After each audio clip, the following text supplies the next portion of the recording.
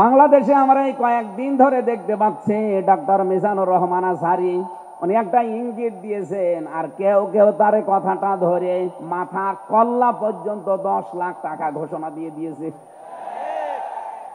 আপনার এত টাকা যে একজন মানুষের মাথার দাম আপনি 10 লাখ ঘোষণা দিয়ে দিলেন, তাও আপনি একজন পীর।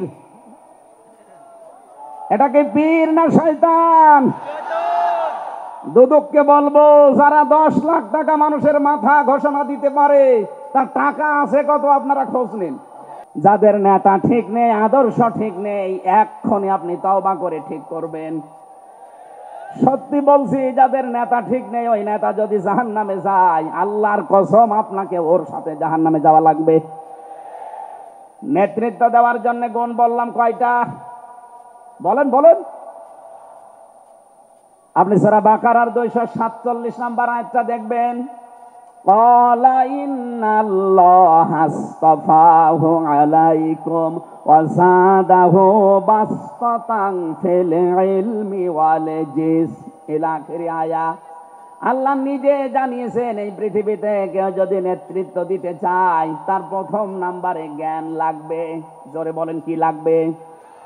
আপনি যাকে মেনে চলেন, যার নাম নেতৃত্ব মানেন, বলেন তো সে জ্ঞানী আপনার দৃষ্টিতে মনে হয়? যে লোকটা কথা বলতে পারে ঈদুল ফিতরের জানাজার নামাজ আগামীকাল অনুষ্ঠিত হবে, ওর জ্ঞান কেমন আপনি টের পাচ্ছেন না? এই কথা বলে না কেন? এই জন্য নেতৃত্বের সামনে কেউ দিতে চাইলে তাকে জ্ঞানী হওয়া লাগবে, আসমানের জ্ঞানী হওয়া লাগবে। যাবতীয় জ্ঞান, জাগতিক জ্ঞান তো লাগবেই, মাস্ট বি। এইটার জ্ঞান লাগবে। কোনটার বলেন? 2 নম্বরই আমি পেয়েছি, নেতা হওয়ার জন্য লাগবে। কেউ যদি সীমা লঙ্ঘন করে, কথাবার্তার কাছে কামে, সে নেতৃত্ব দেওয়ার যোগ্যতা হারিয়ে ফেলে। এটা সূরা শুআরার 152 নম্বর আয়াতে পাবেন। বাংলাদেশে আমরা এই কয়েকদিন ধরে দেখতে পাচ্ছি ডক্টর মিজানুর রহমান আজহারী উনি একটা ইঙ্গিত দিয়েছেন, আর কেউ কেউ তার কথাটা ধরে মাথা কল্লা পর্যন্ত 10 লাখ টাকা ঘোষণা দিয়ে দিয়েছে। আপনার এত টাকা যে একজন মানুষের মাথার দাম আপনি 10 লাখ ঘোষণা দিয়ে দিলেন, তাও আপনি একজন পীর। এটাকে পীর না শয়তান? দুদককে বলবো, যারা 10 লাখ টাকা মানুষের মাথা ঘোষণা দিতে পারে তার টাকা আছে কত আপনারা খোঁজ নিন। এক কথা বলেন না কেন? এই পীরগুলোকে আমরা মানুষকে 50,000, 5 লাখ, 10 লাখ টাকার কম্বল বিতরণ করতে দেখি না এই শীতে। তারা মানুষের মাথা চায় 10 লাখের বিনিময়ে। কি হয়েছে? সে একটা অসংলগ্ন কথা বলেছে, এই কারণে। আপনি 2 ঘন্টা কথা বলেন তো আমি আপনার 50টা ভুল ধরবো। আমরা 1.5 ঘন্টা 2 ঘন্টা কথা বলে একটা স্লিপ অফ টান হলে সেইটা নিয়ে এই যে কেরামান কাতিবিন উনি একটা কি বলতেছে। আমাদের বয়সই কত? আমার বয়স এখন 33, মিজান ভাই আমার 5 বছরের বড় মাত্র। এই সব মিলে নাই তার 38-40 বছর হবে। এখনো তো নবুয়তের বয়সে আমরা পাইনি। কথা বলে না কেন? নবীকে আল্লাহ 40 বছরের আগে নবুয়ত দেয়নি। আমরা তো সে বয়সে এখন মানে পার হতে পারিনি। 2-একটা কথা এদিকে ওদিকে হলে আপনারা মাথা 10 লাখ টাকা। মাথা কি এত ফ্রি? বলেন। কেউ কেউ অলরেডি আবার বলেছে এরা ধর্ম ব্যবসায়ী। এই কথা যেই লোকটা জানিয়েছে মিজানুর রহমান আজহারীর নাম নিয়ে যে এটা ধর্ম ব্যবসায়ী, আপনার ঈমান চলে গেছে। কারণ মিজানুর রহমান আজহারীর নামের আগে একজন আলেম লেখা আছে, আল উলামা ওয়ারাসাতুল আম্বিয়া, আলেমরা নবীর ওয়ারিস। এই কথা বলেন না কেন? অনেক বড় দায়িত্ব তার মাথার উপরে। নবীজি জানিয়েছেন, আনা খাতামান নাবিয়্যিন লা নাবিয়্যা বাদি, আমি শেষ নবী, আমার পরে কোনো নবী নেই। এ কথার ভেতরে একটা ইঙ্গিত আছে, নবী শেষ, তারপরে নবী নেই। অথচ আদম নবী থেকে শুরু করে হযরত ঈসা নবী পর্যন্ত আমরা দেখেছি এক নবী শেষ হওয়ার পরে আর এক নবীর উপরে এ দায়িত্ব এসে পড়তো। উম্মতের দায়িত্ব ভার নবীরা নিত, কিন্তু এখন তো নবী নেই। যেহেতু ওনার ঘোষণা আমার পরে আর কোনো নবী নেই, আমি শেষ নবী, এই হিসাবে নবীজি জানিয়েছেন আল উলামা ওয়ারাসাতুল আম্বিয়া, আমি থাকবো না কিন্তু আলেম থাকবে, এরাই আমার ওয়ারিস, এরাই আমার স্থলাভিষিক্ত। নবীর উপরে কথা বললে যেমন আমল আখলাক আল্লাহ নষ্ট করে দেয়, আলেমদের বিরুদ্ধে আলেমদের উপরে কারো যদি কথা যায় তার পেছনের আল্লাহ সব নষ্ট করে দেবে। অহুম লা ইয়াশউরুন, কখন যে নষ্ট হয়ে যাবে আপনি টেরও পাবেন না। এই জন্য সীমা লঙ্ঘন করা যাবে না, কথা এবং আচরণে আপনারা সাবধান থাকবেন।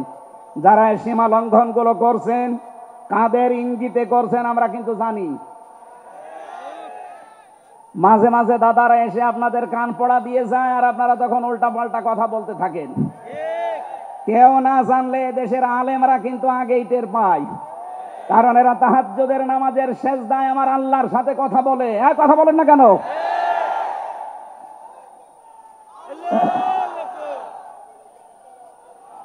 ঠিক আছে, এই জন্য যারাই যা কথা বলবে না কেন, কারো কান পড়ায় কান দিয়ে সীমা লঙ্ঘন করবেন না। আমি আশা করি কি বোঝাতে চাই আপনি বুঝেছেন। নেতৃত্ব দিতে হলে সীমার ভেতরে থাকবেন। 3 নম্বরে আমি পেয়েছি সূরা কাহফের 28 নম্বর আয়াতে যে গাফেল হওয়া যাবে না যারা নেতা হবে। অথচ এই দেশে আমরা দেখি এই 54-53 বছরে যারা নেতৃত্ব দিয়েছে অধিকাংশ গুলোই গাফেল। আল্লাহর এই কোরআন সম্পর্কে তারা গাফেল, মানবতার সম্পর্কে তারা গাফেল ছিল। 4 নাম্বারটাই পেয়েছি সূরা নিসা। এইটা আমার মনে হয় না বলাই ভালো, না এইটা বললে সমস্যা আছে। আমি শুধু আয়াত বলে দিচ্ছি, বাড়ি যে মিলান আমি বাংলাও বলবো না। সূরা নিসা 5 নাম্বার পারার 2 নাম্বার পৃষ্ঠার 11 নাম্বার লাইনের 34 নাম্বার আয়াত। আল্লাহ রাব্বুল আলামিন, বাংলা বলবো, আর রিজালু কাওয়ামুনা আলান নিসা, নেতা হবে পুরুষ, মহিলা নেতা হতে পারবে না। এটা একটু আস্তে বলেন, আমার ভয় করে। এই জন্য আমরা সামনে যারা নেতা হবে তারা যেন পুরুষ হয়। কথা বলেন ঠিক কিনা? নবীজি জানিয়েছেন লা ইউফলিহা কওমুন, ওই জাতি কখনো সফল হতে পারে না যে জাতির নেতৃত্বে কোনো মহিলা বসে আছে। আমার এই হাদিসটা 100% বিশ্বাস হয়, আপনাদের না 98 ভাগ? এই হাদিস 100% বিশ্বাস করেন কারা? দেখি লিল্লাহে তাকবীর। দেখেন তো হাত তোলেনি কে? আলহামদুলিল্লাহ। ঠিক আছে, বসেন বসেন বসেন, তাফসীর মাহফিল, বসেন।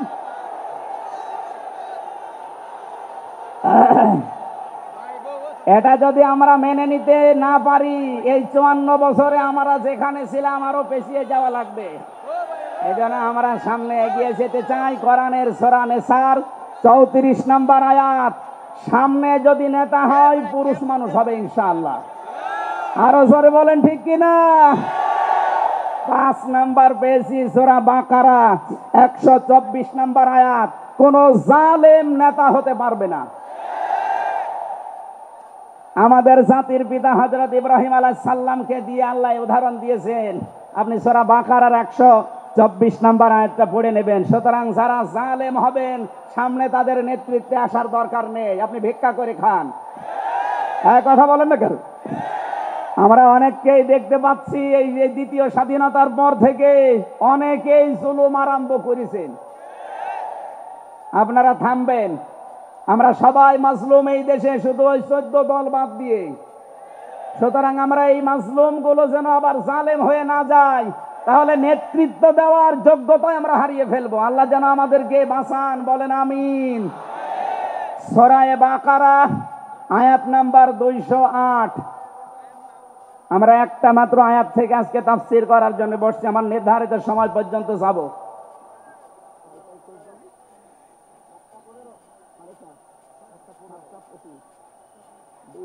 ঠিক আছে,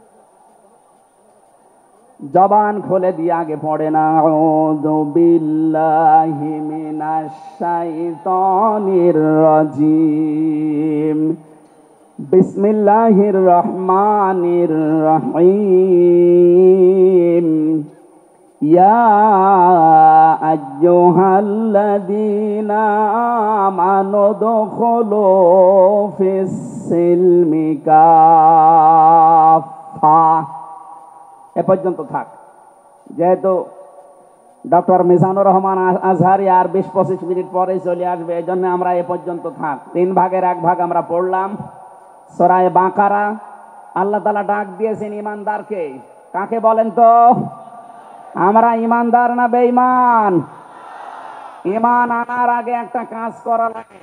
আল্লাহর ঘোষণা, ফামাই ইয়াকফুর বিত-তাগুত ওয়া ইউমিন বিল্লাহ। কেউ যদি ঈমান আনতে চায় তার প্রথম কাজ হবে সে যেন তাগুত ছেড়ে দেয়। এদিকে কি মানুষের চাপে,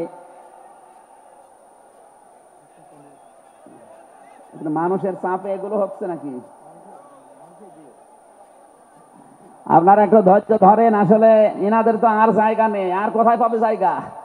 এখানে শুনলাম আসার আগে 8 থেকে 10 লাখ মানুষের ওনারা ব্যবস্থা করেছে। এরপরও বাইরে যে অবস্থা দেখলাম, কমপক্ষে 15 থেকে 16 লাখ মানুষ আজকে এই সিলেটের ময়দানে এসেছে কোরআন শোনার জন্য। আলহামদুলিল্লাহ। সম্মানিত ভাইরা, আমরা যেটা বলতে চাচ্ছি, ঈমান আনার আগে আল্লাহর নির্দেশ যে তাগুত ছেড়ে দাও, তাহলে ফাকাদ ইসতামসাকা বিল উরওয়াতিল ওয়াসকা, এমন একটা মজবুত রশি ধারণ করতে পারবা, লাং ফিসামা লাহা, যা ছিঁড়ে যাবে না। এ বাংলাদেশ সহ বিশ্বে আমরা যারা ঈমানের দাবি করি, অনেকে তাগুত ছেড়ে না দিয়ে ঈমান এনেছি। এজন্য বিপদ আসলে ঈমান আর টেকে না। পক্ষান্তরে যারা তাগুত ছেড়ে দিয়ে ঈমানের দাবি করতে পেরেছে, এই মানুষগুলোর ঈমানের যত পরীক্ষা হয় তাদের ঈমান তত মজবুত হয়।